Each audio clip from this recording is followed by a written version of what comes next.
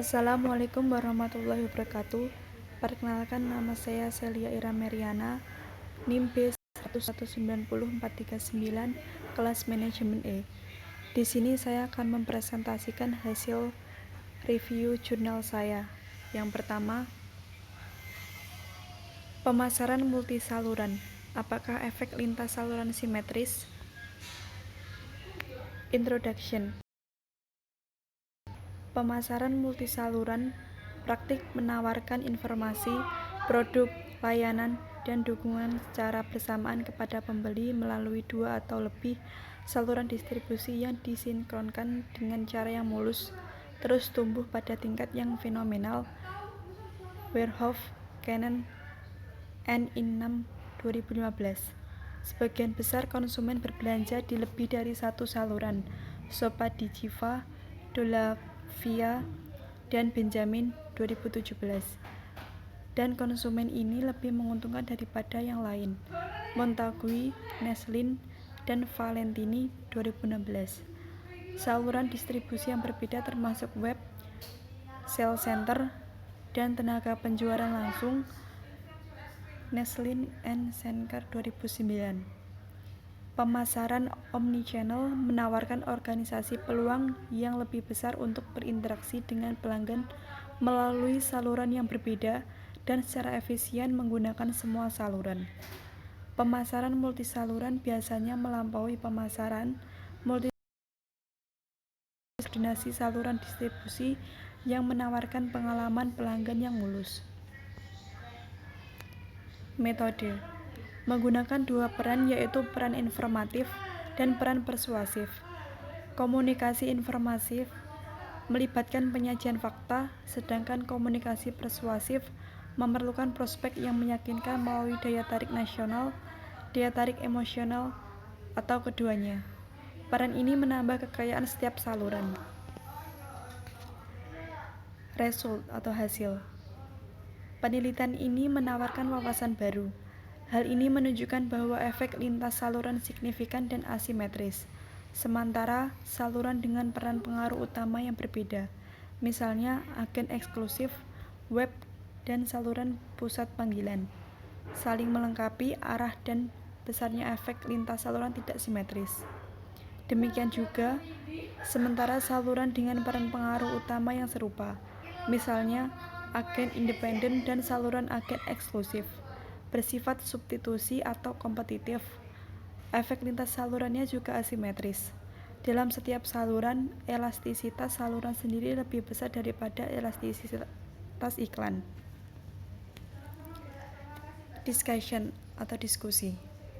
Pertumbuhan pesat dalam belanja omnichannel, misalnya web, sales center, agen penjualan, toko, dan kebutuhan untuk mengalokasikan sumber daya secara efektif di seluruh saluran mendorong manajer dan peneliti untuk lebih memahami efek lintas saluran, yaitu efek dari upaya pemasaran dalam satu saluran distribusi pada hasil belanja di saluran lain. Jurnal kedua, kategorisasi beberapa saluran retail di multi-cross dan retail omnichannel untuk pengecer dan pengecer. Pengantar. Berbelanja melalui beberapa saluran adalah fenomena yang berkembang pesat, dengan perusahaan terus menambahkan saluran baru dan pelanggan semakin menggunakan berbagai perangkat di mana saja dan setiap saat.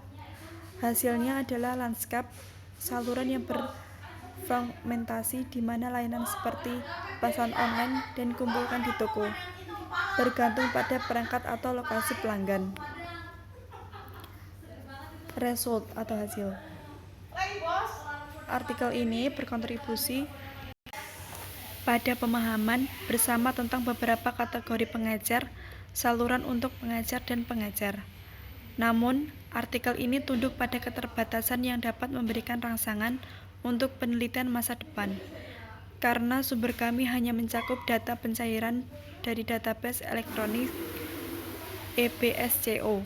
Kehati-hatian harus digunakan saat menggeneralisasikan hasil pencarian kami ke database lain.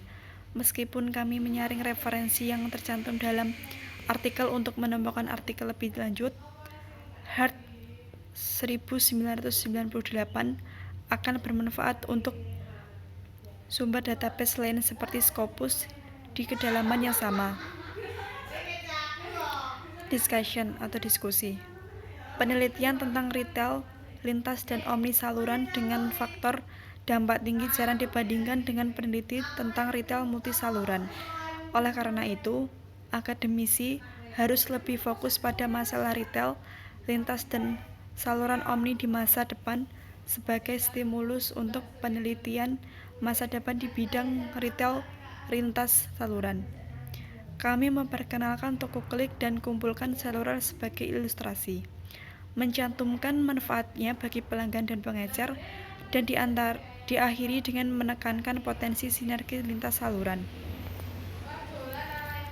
Kaitan di antara dua artikel di atas adalah kedua artikel di atas membahas pemasaran omnichannel dan multichannel, yang dimana dua strategi itu berbeda. Meskipun keduanya fokus pada penggunaan beberapa saluran untuk menjangkau calon konsumen, strategi marketing multichannel mengacu pada kemampuan untuk berinteraksi dengan pelanggan potensial di berbagai platform. Saluran dapat berupa iklan cetak, toko retail, situs, web, acara promosi, paket produk, atau promosi dari mulut ke mulut. Strategi marketing omnichannel adalah mengacu pada pendekatan penjualan multisaluran yang memberi pelanggan pengalaman berbelanja terintegrasi. Ide penelitian. Setelah membaca dan memahami kedua jurnal tersebut, saya ingin mengelola toko offline sekaligus mengatur beberapa platform penjualan online secara bersamaan. Jadi jangkauan bisnis lebih luas dan pelanggan pun merasa puas. Demikian hasil dari presentasi jurnal saya. Apabila ada salah kata, mohon maaf. Wassalamualaikum warahmatullahi wabarakatuh.